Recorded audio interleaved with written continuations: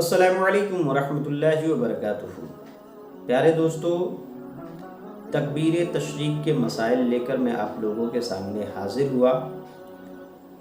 بہت سارے مسلمانوں کو تکبیر تشریق کے بارے میں نہیں معلوم ہے۔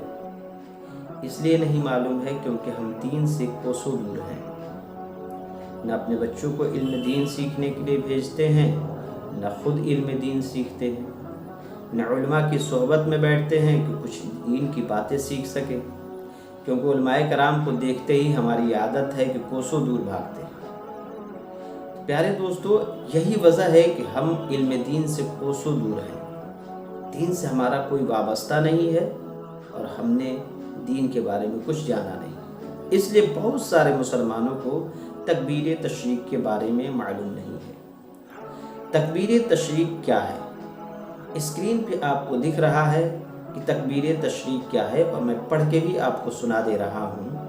اللہ اکبر، اللہ اکبر، لا الہ الا اللہ، واللہ اکبر، اللہ اکبر، وللہ الحمد۔ یہ تکبیر تشریق ہے، اور اسے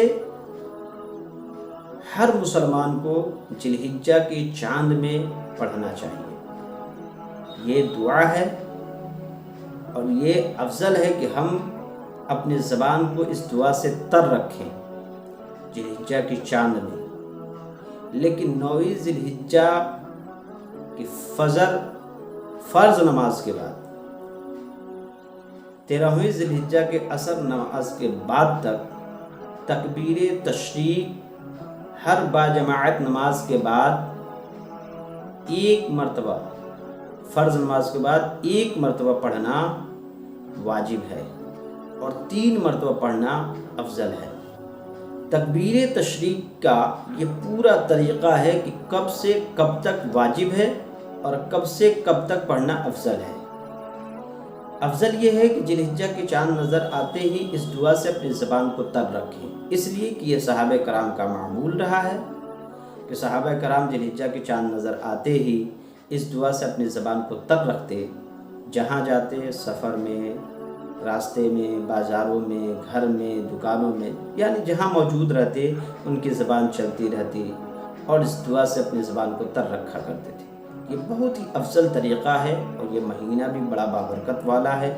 جتنی دعائیں پڑھیں گے، جتنے درود و سلام پڑھیں گے، جتنے تسبیحات پڑھیں گے، یہ ہمارے لیے بے شمار اجر و ثواب کا ذریعہ بنے گا۔ اگر نہیں پڑھتے ہیں تو کوئی مذائقہ نہیں ہے، اس لیے ہمیں ہمیشہ پڑھنا چاہیے۔ لیکن 9ویں ذی الحجہ سے لے کر 13ویں ذی الحجہ تک ہر فرض نماز باجماعت پڑھنے کے بعد ایک مرتبہ پڑھنا واجب ہے۔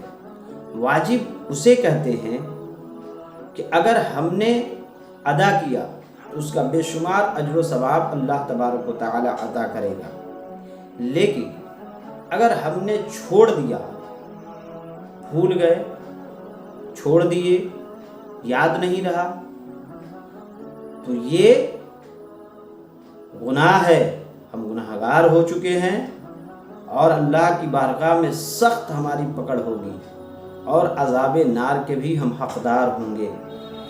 تو اس لیے ہمیں ہمیشہ یاد رکھنا ہے۔ اگر بھول چوک سے چھوٹ گئی تو یہ الگ بات ہے، اس کے لیے یہ ہے کہ تکبیر تشریق کی قضا نہیں ہے، اس لیے ہمیں چاہیے کہ ہم اس کے لیے توبہ کر لیں۔ اللہ کی بارگاہ میں سچے دل سے جب توبہ کرتے ہیں تو اللہ کو بڑا پسند آتا ہے۔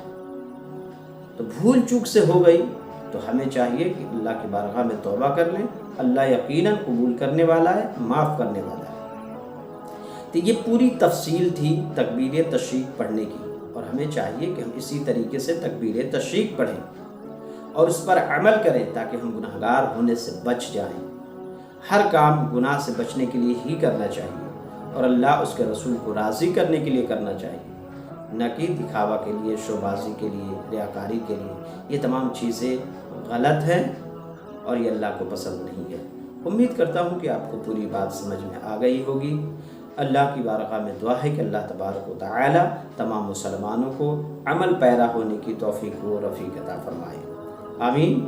اب اس ناچیز کو اجازت دیجیے، دعاؤں میں یاد رکھیے، پھر ملیں گے ایک دوسرے کلپ کے ساتھ۔ السلام علیکم ورحمۃ اللہ وبرکاتہ۔